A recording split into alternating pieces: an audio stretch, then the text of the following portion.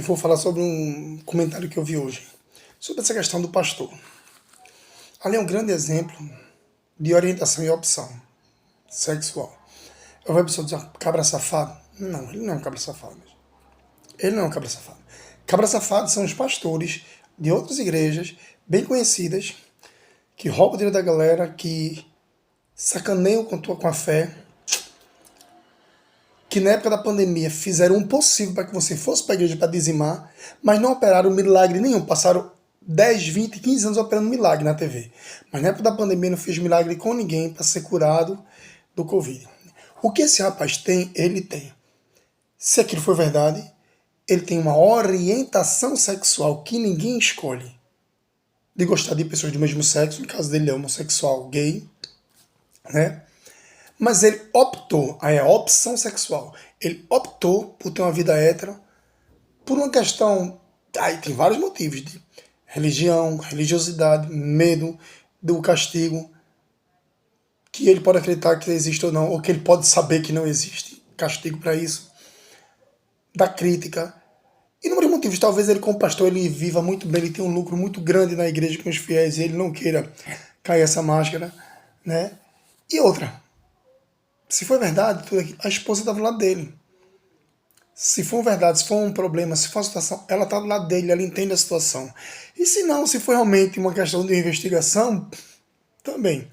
Só queria trazer esse alerta pra gente de que ele não é um cabra safado por isso. Não é um pastor safado por isso. Porque ele pode continuar, mesmo desse jeito, sendo luz na vida das pessoas. Eita, que absurdo. Não, não, não, velho. Davi não valia nada. E eu já li a Bíblia 3 vezes. E muita gente... Jefté era um cara que era marginalizado, até pela própria família. Então não pare de dizer que pessoas maravilhosas fizeram a Bíblia. Jesus foi o cara. Grande parte foi um bocado de cagão, velho. Pedro era estúpido, Pedro era briguento. Paulo perseguia. Tá, galera, vá ler a Bíblia, que vocês vão ler a Bíblia, que vocês vão deixar de falar o que escutam, o que querem que você pense, beleza? E quando você ler a Bíblia toda, vocês vão ver que existe uma coisa muito acima do que a Bíblia fala. E depois vocês vão ver que existe uma coisa... Imagina camadas. O que a gente vive aqui na Terra, o que a igreja quer que a gente acredite e bota em uma dimensão, o que as pessoas começam a ler a Bíblia, começam a conhecer Cristo, veem que é uma segunda, terceira dimensão, o que acontece no reino espiritual que a gente ignora de quarta, quinta dimensão. Eu estou falando muito mais coisa do que do que algumas pessoas possam imaginar.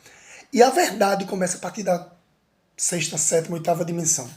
Tem quem vai entender isso e tem quem vai só compreender talvez o exemplo.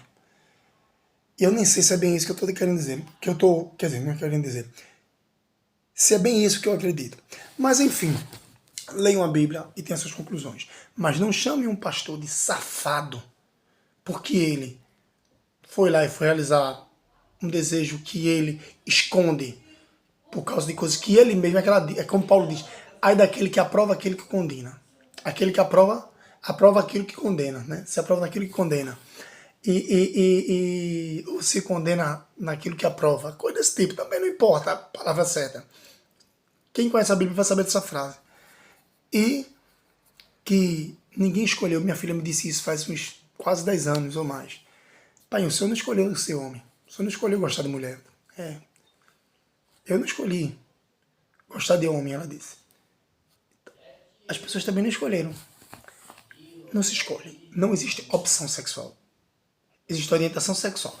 Mas no caso de, se eu, por medo de repressão, eu opto por algo que não é verdade minha. Beleza? Se eu ia dizer outra coisa, eu não lembro mais.